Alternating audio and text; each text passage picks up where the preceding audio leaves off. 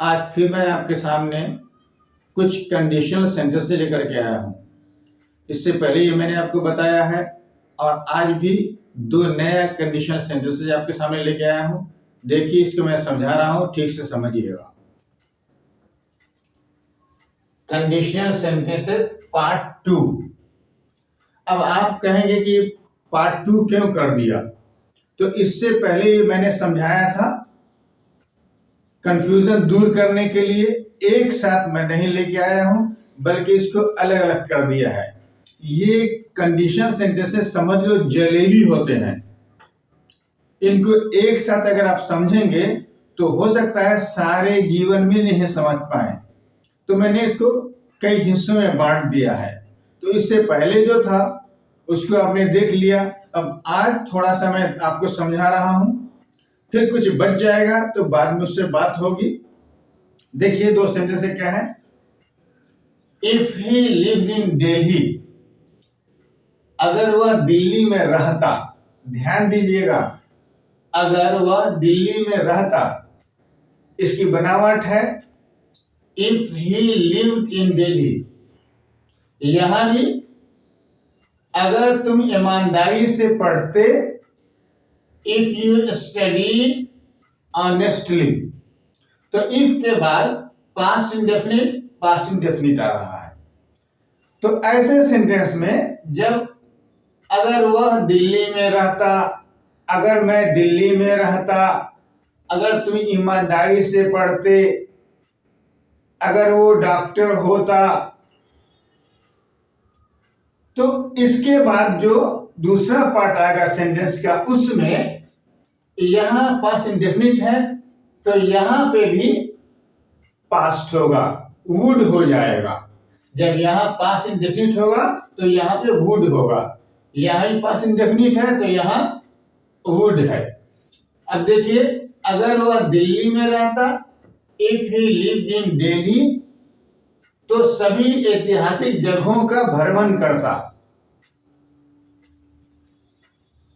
अगर वह दिल्ली में रहता तो सभी ऐतिहासिक जगहों का भ्रमण करता। तो इसका होगा if he lived in Delhi he would visit all the historical places. इसकी ये बनावट है। इफ के बाद सब्जेक्ट और फिर पास्ट इंडेफिनिट आएगा। अगर तुम ईमानदारी से पढ़ते, इफ यू स्टडीड ऑनेस्टली, पढ़ते, तो यहां पे होगा इफ यू स्टडीड ऑनेस्टली।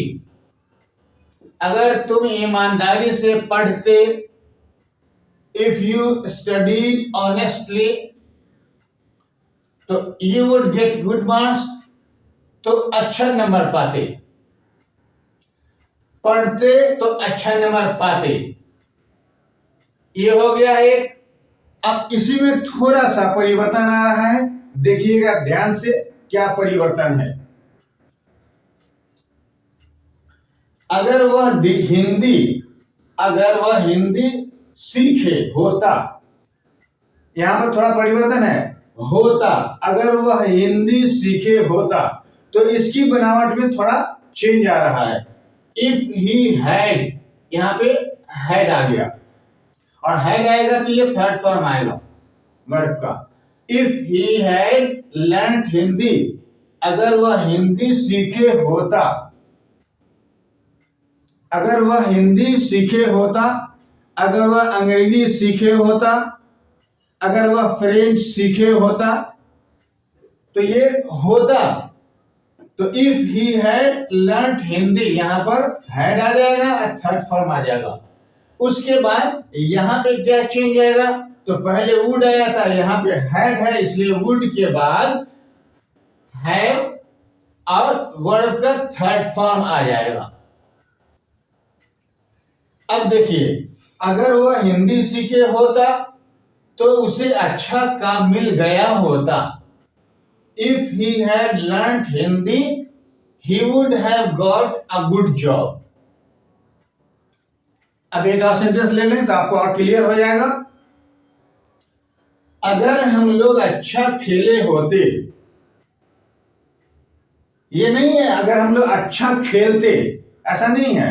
अगर हम लोग अच्छा खेले होते तो मैच जीत गए होते। तो इसकी बनावट क्या है?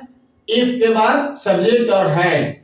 If we had played well, had आया तो वर्ड का थर्ड फॉर्म आया।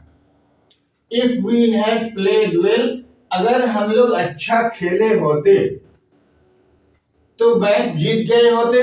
अब यहां पर हैड है, थर्ड फॉर्म है, तो यहां पे वुड के बाद हैव के साथ थर्ड फॉर्म आ रहा है। If we had played well we would have won the match, अगर हम लोग अच्छा खेले होते तो मैच जीत गए होते। मैंने इसमें दो ही बात बताया है, इसलिए कि आपको बात समझ में आ जाए, आप कैच कर लें, ऐसा और भी सेंटेंस बना सकें। अगर कंडीशनल सेंटेंस को एक ही बार में पूरा पढ़ाया जाए तो ये एक ऐसी जलेबी है जिसको आप समझ नहीं पाएंगे, मकड़े के जाल की तरह है, ये कैच नहीं कर पाएंगे, आप कंफ्यूजन होगा। तो कंफ्यूजन से आपको बचाने के लिए मैंने इसको कई हिस्से में बांट दिया है। इससे पहले वाला हिस्सा आपने पढ़ा है, देखा है, वीडियो समझ लिया होगा, और आज पार्ट 2 वाला हिस्सा मैंने कर दिया है इसको, और इसमें सिर्फ 2 स्ट्रक्चर पे मैंने बात किया है। तो आप ठीक से देख लीजिएगा, वीडियो को क्लियर हो जाएगा। ऐसा स्ट्रक्चर सेंटेंस आप बनाने की कोशिश कीजिएगा। मैं समझता हूँ बात आपके समझ में आ गई होगी, ये काफी है इतना स्ट्रक्चर समझने के लिए। अगर वीडियो अच्छा लगे तो आप जरूर सब्सक्राइब करेंगे, अगर सब्सक्राइब नहीं किया तो लाइक करेंगे, और लोगों तक भी वीडियो को पहुंचाने की कोशिश करेंगे। धन्यवाद, थैंक यू।